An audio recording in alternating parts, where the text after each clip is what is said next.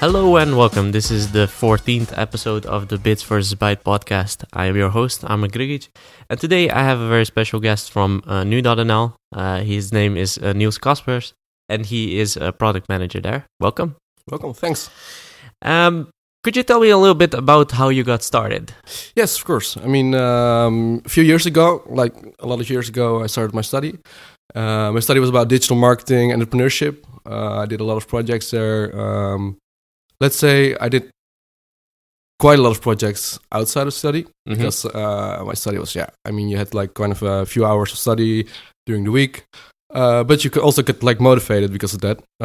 At least I am to do more stuff outside of your school. And this was kind of my first start of like my tech journey. Tech journey. So first of all, I started building websites. It was kind of the first thing also what kind of tech people start with. And this interested me also in like doing other things. I started my own company also during my study. It's called EcoCent. It's like a sustainable consultancy company. And then you're there like it's like an 18-year-old guy and like exploring the world and doing everything you could. Kind of funny, but also a good way of learning. Let's say that. And then I started off with some real orientated jobs actually. I worked at a media company to do some advertising actually, online advertising. This got me more into the world of like the digital world. This got my interest also, and then of course you should also like end your study. So I ended my study, but I like kind of prefer to do like a job somewhere else. I worked for Greets a few years, let's say a year, to do some CRO, some conversion rate optimization. Super interesting to do some A/B testing, and this is kind of also my area where I'm like participating in now.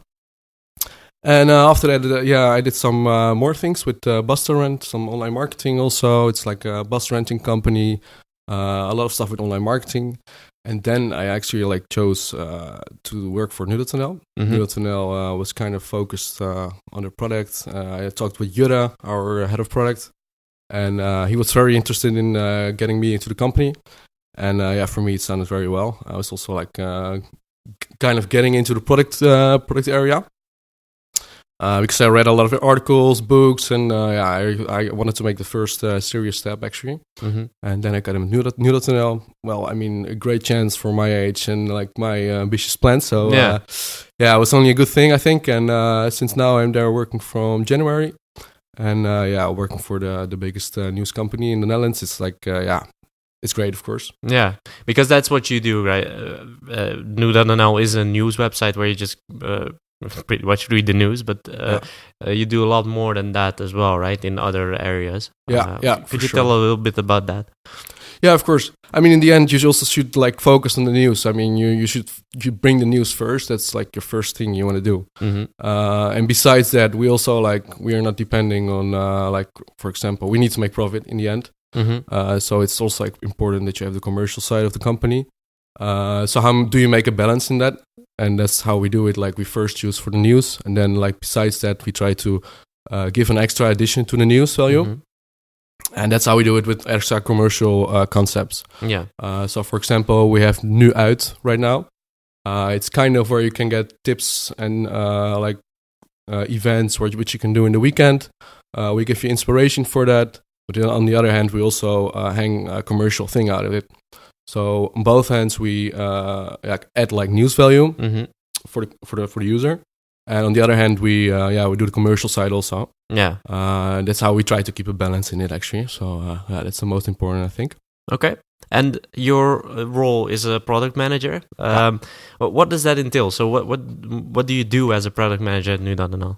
Maybe I should like tell a little bit like about Nu.nl first. Sure. Go ahead. Like daily, we reach more than 2 million unique users. That's quite a lot. Monthly, we reach 7 million users. So you can imagine that's almost half of the Netherlands. And we do that through apps and website. Only digital, so that's the most important. And my function, my title is my product manager.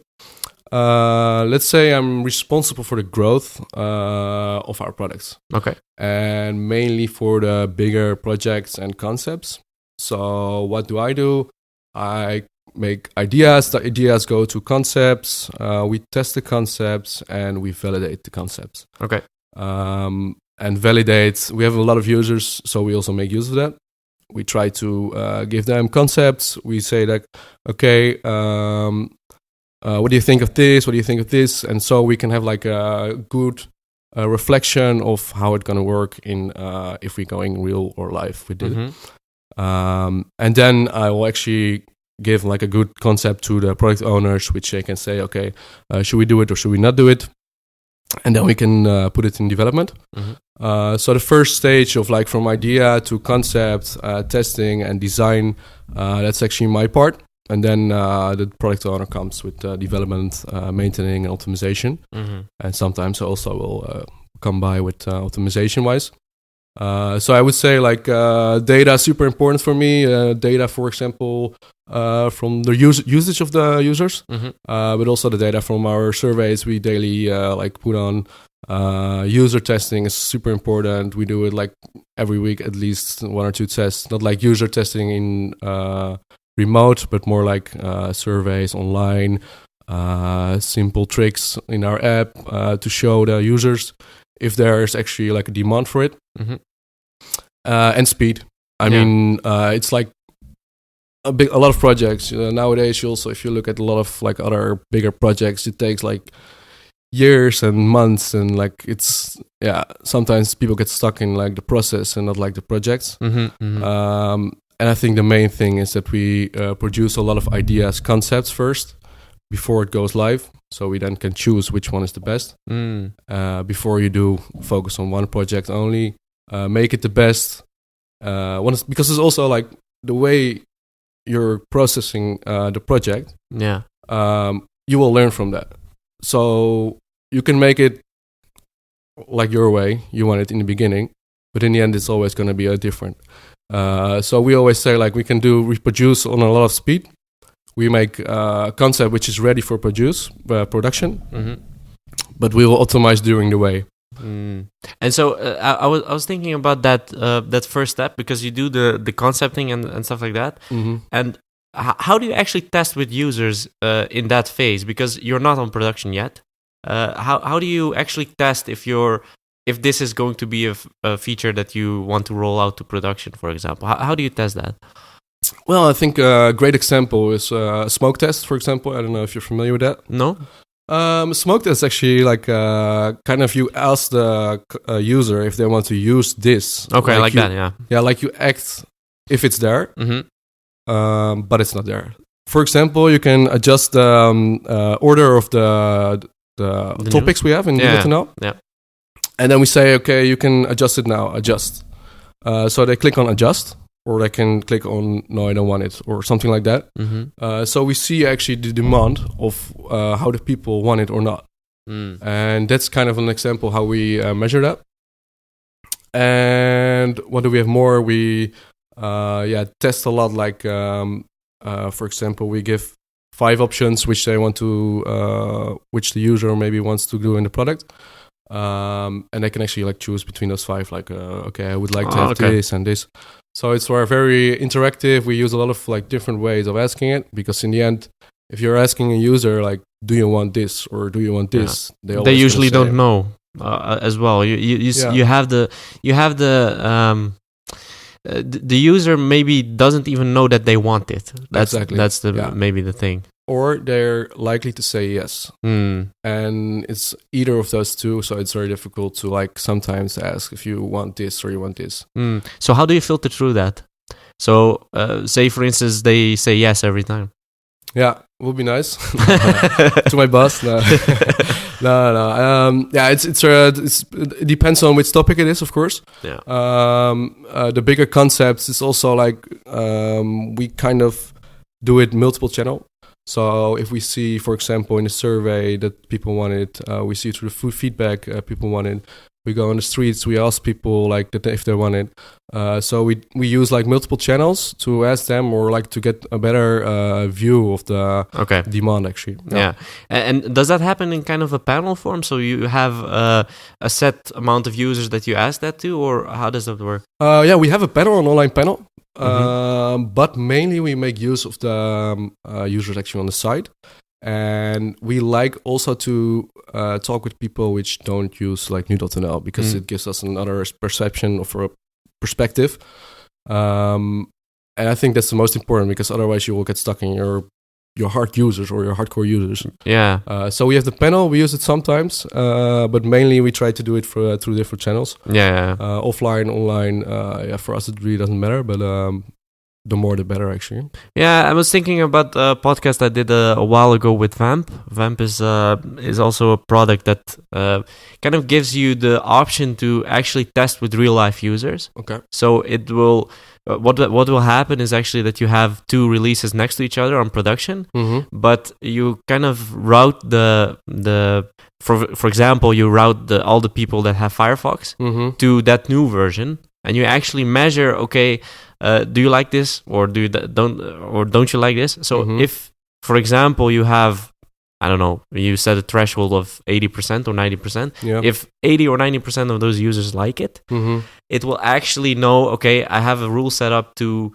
roll this out and say, okay, this is actually the new version. Yeah. So it would be kind of a real world testing without impacting everyone, because that's the key why a lot of production testing doesn't happen is you don't want to impact everyone by introducing something that maybe doesn't work or maybe the user doesn't even want. So. Yeah, for sure. And I think it's only also the main reason why we do A/B testing, and next to A/B testing we validate the A/B testing also with qualitative input. Yeah. So what do? We test through A/B testing and several variations. We ask them out in an online survey tool we use, and this can like trigger the variation. So you can actually ask, for example, what do you think of the overview of the website right now?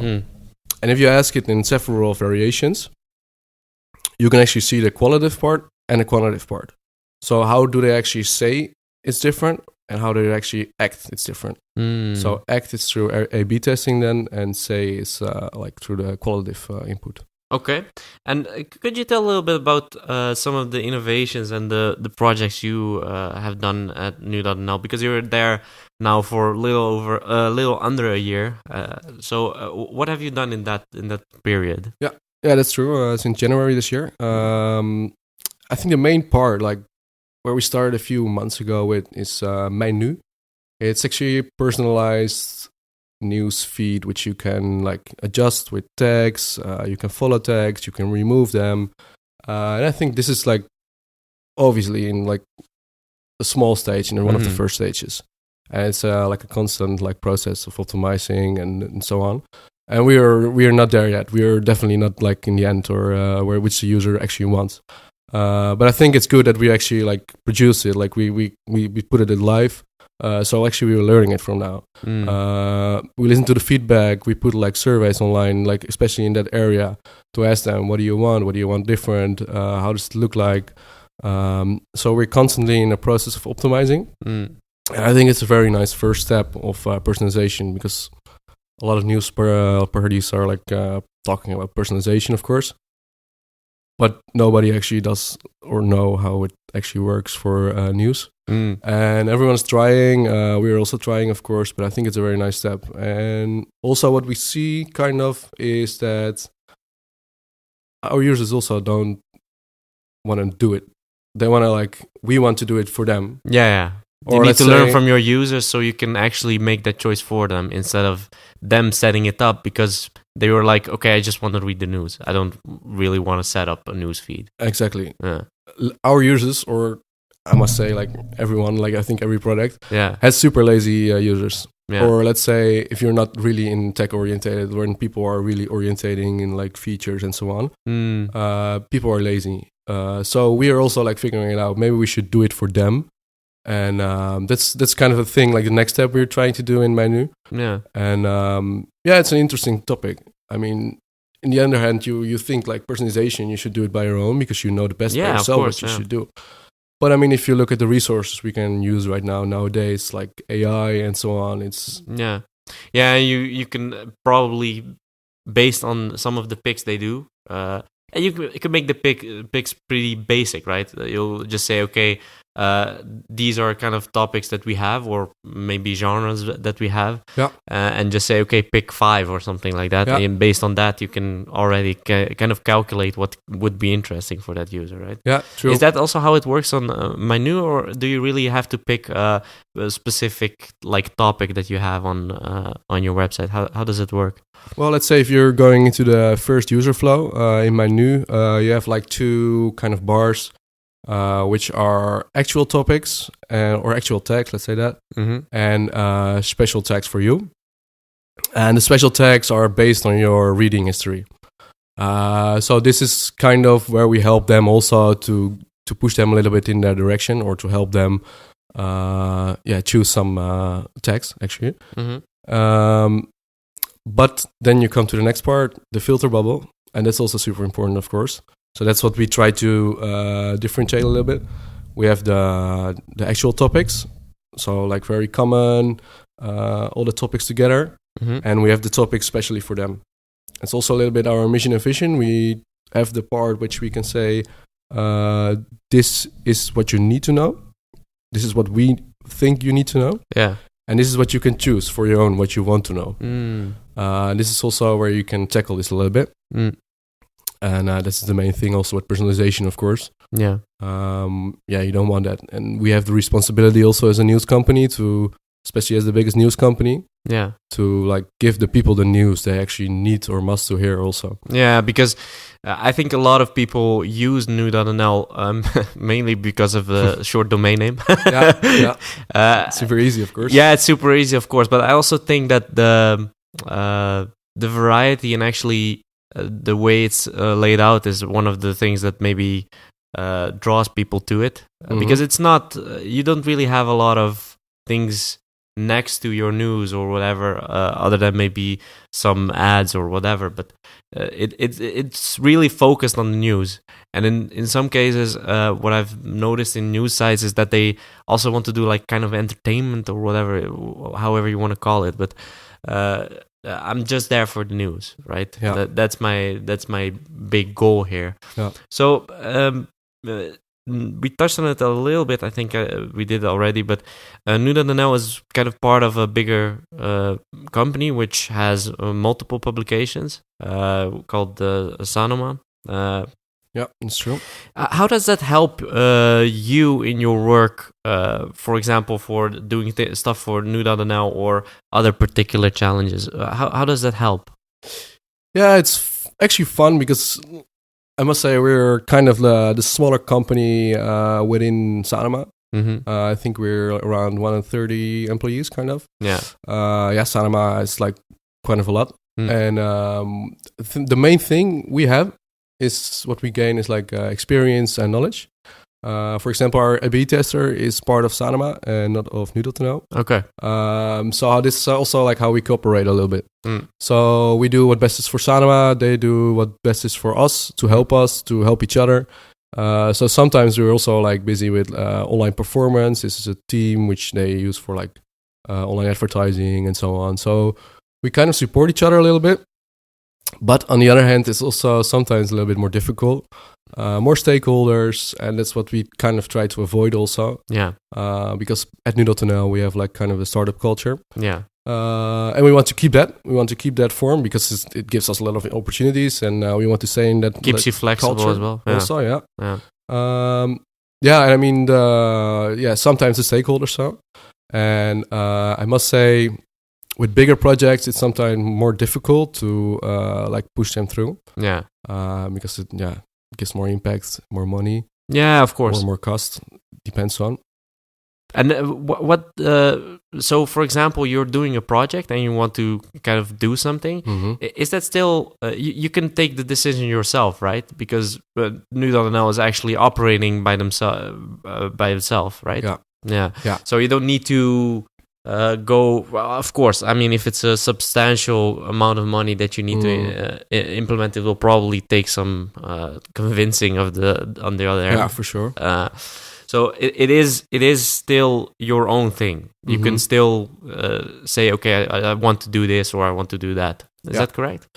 Yeah, that's true. But let's say the people from higher management are also like very experienced people from Sanoma, I mean. And they also like think a lot of things about our product. And in the end, we need to have a goal in the end in the year. And if they say it's gonna be okay or it's not gonna be okay, they like need to steer us a little bit because in the end we need to get our target. And in the end, of course, we need to do it by ourselves. But like the higher level, they will give us also a kind of direction, like where we go to. And on the other hand, it's kind of nice. But for me, also the task actually to put a lot of ideas before everyone knows in a concept, and let's see if it works. If I can like tell them, convince them that it works, then who is that to say that we can't do it? Yeah, and. A tricky topic I wanted to discuss as well is fake news. That's a thing that has been popping up a lot lately. I talked to RTL News a while ago, and I also asked them, is there like any technological things that you do to kind of stop that, or do you also think, like RTL News does, that it has to do a lot with just being a good journalist? What do you think about that? Two sides, I think. On the other hand, we're also like following all the technologies, of course, which are showing how we can tackle the fake news out of it. But on the other hand, it's also our journalists. We actually train them to be specialists in searching if it's like fake news or not. Or let's do research for this news. Yeah. So we make everyone specialist in their own work. Is it like true what you're saying? Where is it based on? And is it like valid to like produce this on the website? Because in the end, NU.nl is a very neutral like company. Yeah. We want to put like neutral news for the users. So that's an extra thing we need to deal with. But I think nowadays the technology is like besides the fact that Facebook is doing well with the fake news part, but we can't implement those kind of technologies yet. Yeah. So on the other hand, we kind of do it by ourselves right now. Yeah. Because the human hand still can do a lot of research pretty fast, especially if you like train them in doing it. Yeah. So in the end, we do it by ourselves, but we still keep track on the fake news technologies, of course. Yeah, and I think the that's something that I think about a lot, is that I think that humans are kind of better in deciding some stuff based on very little data. Yeah. So you need to have large amounts of data if you want to make a good decision with kind of machine learning or whatever like that. Yeah. It really in some cases it just boils down to someone taking a decision and actually seeing based on what I see here, it's not real, or it's just fake. Yeah. Right? Yeah, and companies as Facebook and Google, of course, they can search their own database. I mean, they have like plenty of like sources where they can get it from. Yeah. And we need to do it or from our own platform, or we need to do our own research. Yeah, because it's just a capacity thing. Yeah. I mean, with 120 people, I mean that is still a substantial amount. It's not a small company. That's true. But in comparison to, for example, Google or Facebook, it's really a small portion. Mm-hmm. So there are a lot of innovations in the voice space as well. So in the kind of voice at home and stuff like that. So have you already done something with that? Like implemented something that people can get the news from maybe Google Home or Amazon Alexa? Well, I'm not sure if you have seen a few weeks ago we produced like a research with RTL News. Mm-hmm. It was also all about voice, and because we both wanted to know like what kind of demand is there right now in the voice world. Yeah, which is actually sorry to interrupt you, but which is actually interesting to me, because I talked about kind of being competitors. So I talked to Marjolein from RTL News as well, and I asked the question, do you guys see each other as competitors? And this kind of says to me that you still want to work on some kind of things together, right? Yeah, it's also like, it was since a long time, one of the first times we did this also, but I think in the end, like, you will learn from each other also, and it was kind of the first thing which we said, maybe it's good to do, because we don't know each other like target groups, let's say that. I mean, for us, everyone is the target group, actually, because we want to deliver the news to everyone. But we also want to learn from other companies, what are their target groups, and RTL also wants to know from our company. So we like kind of shared knowledges, and I mean, voice is kind of like a new topic also for a lot of companies. And I think it was good that we like put like our knowledge together, and yeah, I mean, it's also a learning process, because you go with like two parties, like two competitors together. It sounds weird for a lot of people also, but it's only a research. I mean, in the end, we both share the knowledge together with the both companies. Yeah. So it's like a win-win situation, actually. I mean, we put less effort in it, and we get more amount of responses on it. Yeah, and it makes both products better in that case. Yeah, because they can deliver it better, maybe, and maybe you also can actually profit from being able to do it. So did you actually implement something? Is there already something that people can use? Well, of course, you can say like in Google Assistant or Google Home, you can already talk with Nu.nl. You can say praat met Nu.nl. Yeah. Or talk with Nu.nl. Yeah. And then you will play actually a podcast, which we are producing every day. But not really like if you say like an action or something, you can't really like in a chat give me conversation. The news for something. Or... Yeah, exactly. Yeah. That's not like going on right now, but we're like thinking about an audio concept, which we are kind of want to produce every day, multiple times a day, where we can like give a kind of a radio bulletin to the people. Yeah. And this is one we want to like distribute to a lot of voice channels. So, for example, I saw RTL also doing something with WhatsApp.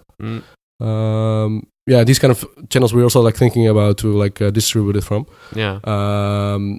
And voice assistant, Google Home would be a nice channel as well.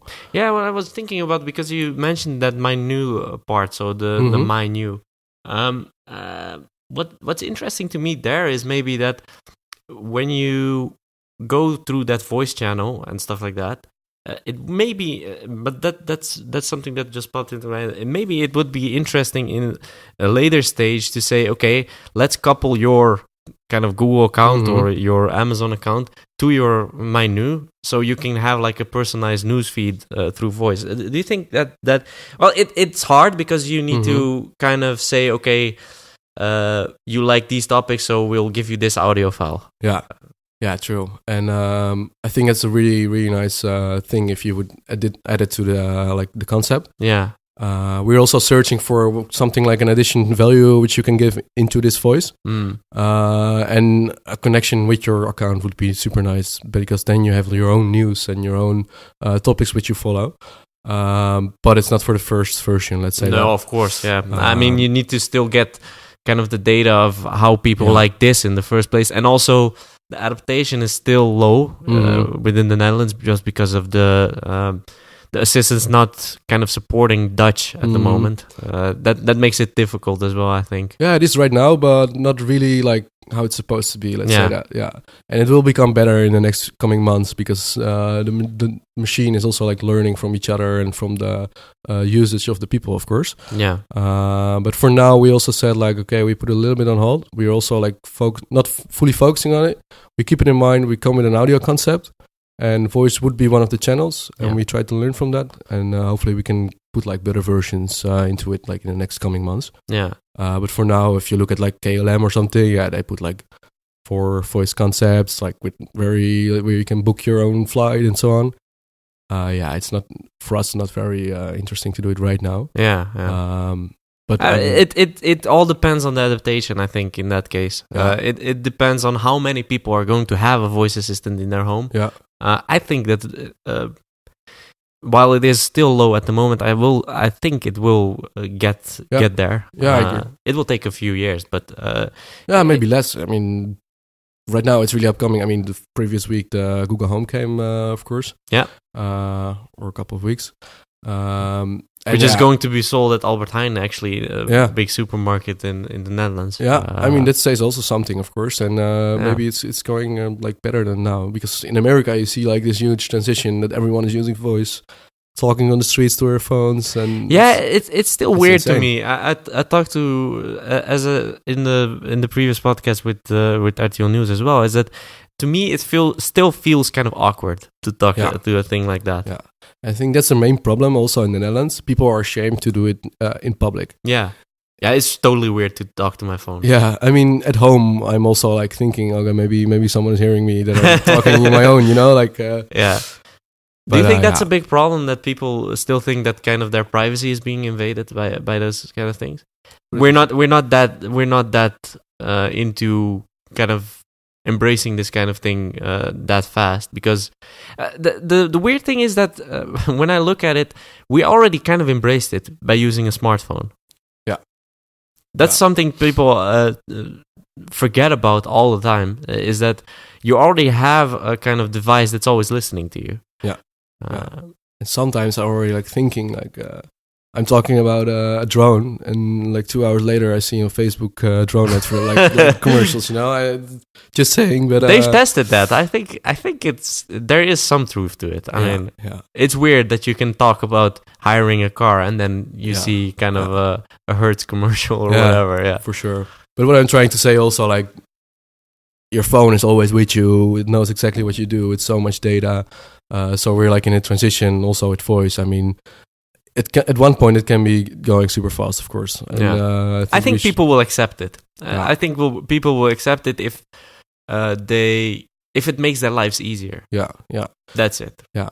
And I think in America you can make your life easier with voice, but here in the Netherlands it's still like a little bit going on. Yeah. And when that comes, I think the early adapters also will like adapt it more, and like the majority also will come later. Yeah.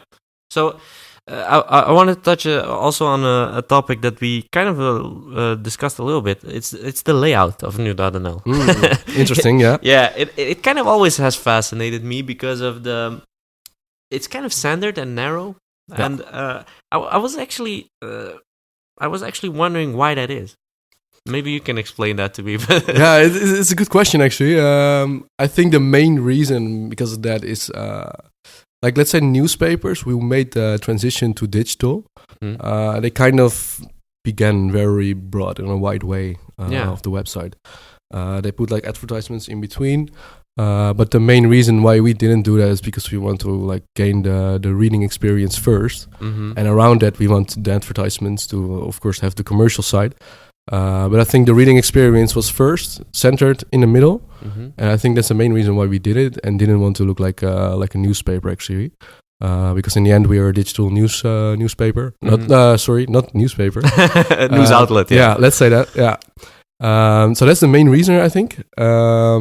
But nowadays we're also busy with like a new redesign of our website. I don't know if you noticed, but there are small, or maybe it's a little bit bigger than I think, but it looks like a small. Yeah, but that's good. That's good because that's exactly our point of view. Also, we want to do that because we have an A and a B, and between this A and a B step, we have like several small steps, and those small steps we always like test.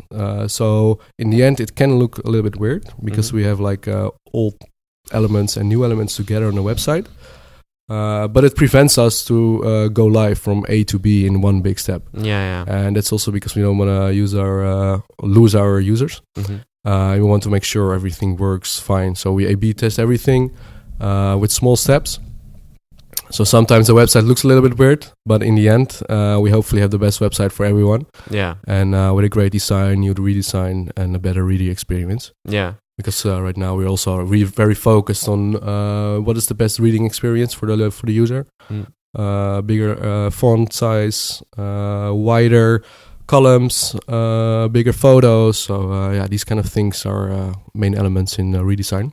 Yeah, because what I notice usually is that for example, you have a news article and it just has one picture and just all text. Yeah. And is that also something that's like that you thought about, or that you guys thought about, because it's a better experience that way, because you don't have all those pictures in between, or what do you think about that? Well, let's say in the end we don't want to be a magazine. Yeah, of course. Yeah. And I think if people want to read magazines, they don't want to come to like Nu.nl.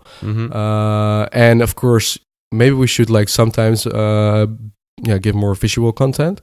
But most of the time we just want to give it like the whole story. That's first, let's say that. Yeah. And content will come after that. Yeah. So in the first instance, we go for the better or the best user experience of the reading experience. Yeah. And that's why it's so narrow. So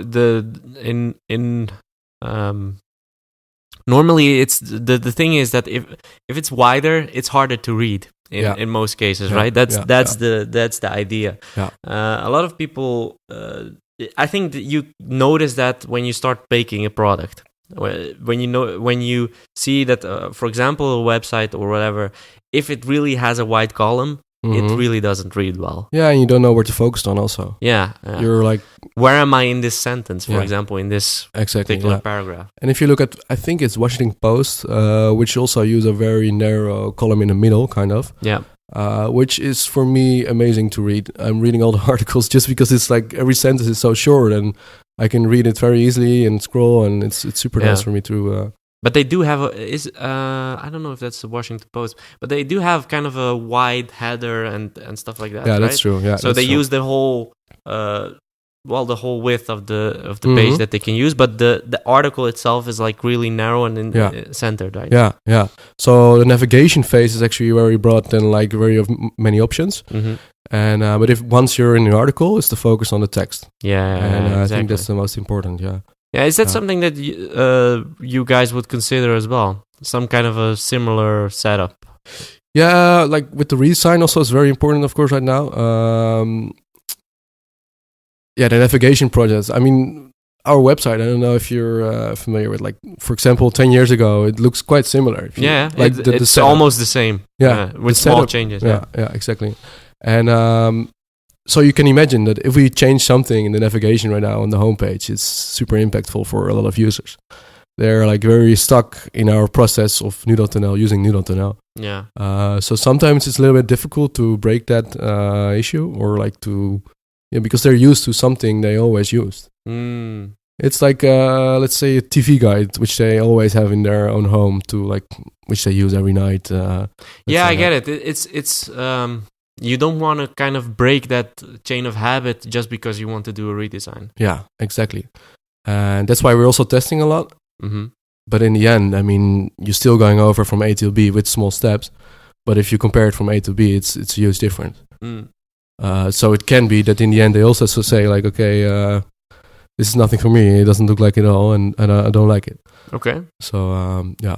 Where do you see the future of news going? So where do you think that, for example, do you think it will be less websites and more kind of interfaces around you, or what do you think about that? Yes and no.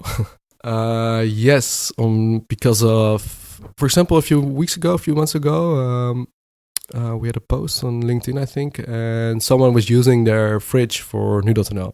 Really? Yeah. So that's pretty quite crazy. Impressive. Yeah, I know. So you can actually like scroll on your fridge through the Nu.nl newsfeed. Okay. So pretty amazing. Yeah. So, but on the other hand, I also think like we talked about it before. It's about adding news value, and I think a website is a great to like channel to give news to some people. Yeah. Or an app. So in the end, it will take a lot of time if the interface will really change. But I think a lot of news companies should keep in mind that they always like have the addition value in news on the first position, and not the resources they can use or the distribution which they can follow, kind of. Yeah, it's, the thing is that we're kind of so tethered to our phones and stuff like that. We really use our phones a lot. It's actually funny. For example, people that have an iPhone will have noticed in the new version that they have like the screen time. Yeah. So the Android users, I think, already had that. It kind of gives you an idea of how much you're actually using your phone and how much time you spend on your phone. Mm-hmm. I think that will only change if we can kind of create a world where every kind of screen around you, or maybe even there won't be any screens, but where you will have some kind of a projection or whatever that you can actually give feedback to, because that's the tricky part here. I mean, we can do projections, but actually interacting with it, it's a little bit harder in that sense. Yeah, true. I think then it will actually really change in combination with your voice, because your voice is actually maybe one of the best instruments that we have as people for interacting. So we of course we use our hands. I mean, that's another big tool, but voice is going to be it's easier because you don't need to really need to do any UX or UI for that. Yeah, true. I mean, in the end, of course, you need to have like a flow, which very functional. True, yeah, of course. But yes, I agree. I mean, in the end, it's like about ease. I mean, you're trying to want to like do it as easy as possible. The less effort, the better, kind of. Yeah. And that's where it goes with voice. I mean, you don't have to open your phone. You just say like, "Hey Siri" or "Hey Google." Yeah. What is the weather today? Yeah.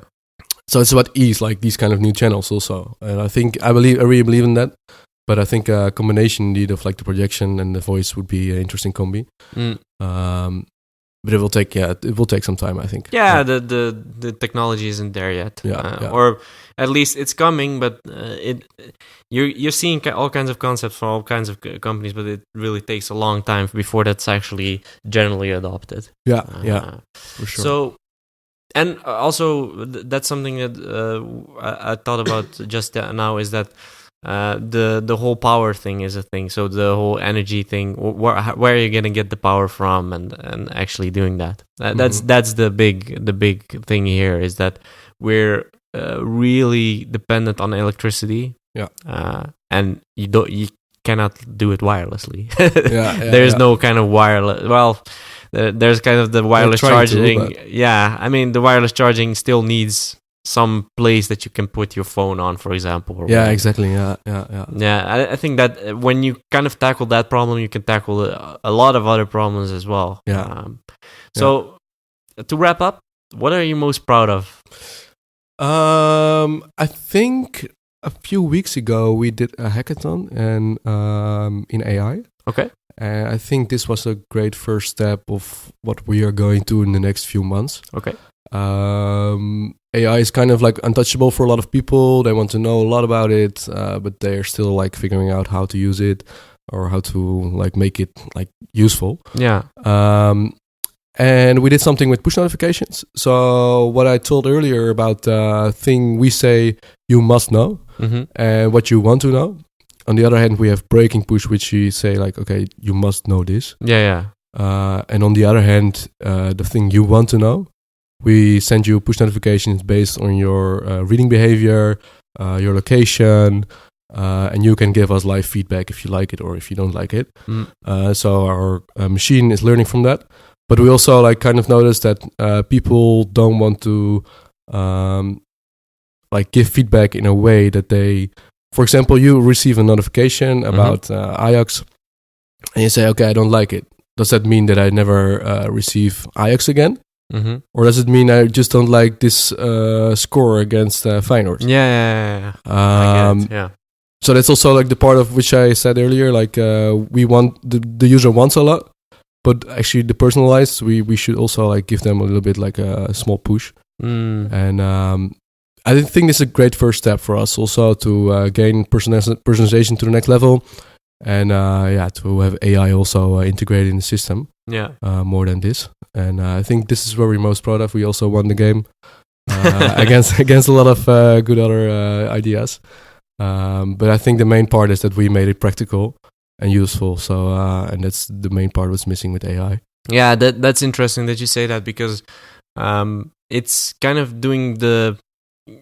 seeing if it's I just don't like this article or I don't like this topic at all. Yeah. That's Exactly. the main thing. Yeah. You can you can't see in the user if what they think about it. No, Like, no. They can say it, but yeah.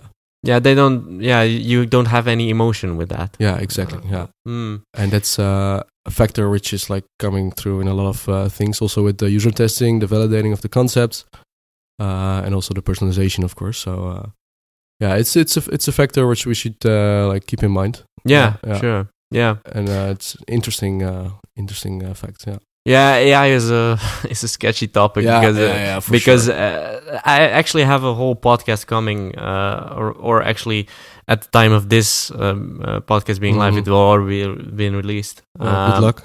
Yeah, it's actually kind of I have a discussion with or not even a discussion, but it's more of a talk about if that even exists at this moment. It kind of it's the same as voice, maybe. I mean, voice is also a little bit like. We're still searching for the addition value. Like it's a hype. Yeah, it's a hype. And where can we use it? Yeah, and it's still gimmicky in a lot of senses. Yeah. It's really a gimmick. Yeah. Getting it really to do something other than turning on your lights is it is something. Yeah, that's true. Yeah, for sure. Okay, I want to thank you for your time. Yeah, thank you for being here. And you can find NU.nl on NU.nl. Yes, download the app, visit the website. Yeah, it's all in Dutch. Unfortunately, but for the listeners, you can find the Bits vs. Bytes podcast on bitsvsbytes.com, also on Spotify, Stitcher, iTunes, and TuneIn, for example. That's a lot. Yeah, and SoundCloud, actually, because we host on SoundCloud. Oh yeah, of course. And you can follow us on social media. It's all bitsvsbytes on Instagram, Twitter, and also on LinkedIn. And I want to thank you for your time, and until next time.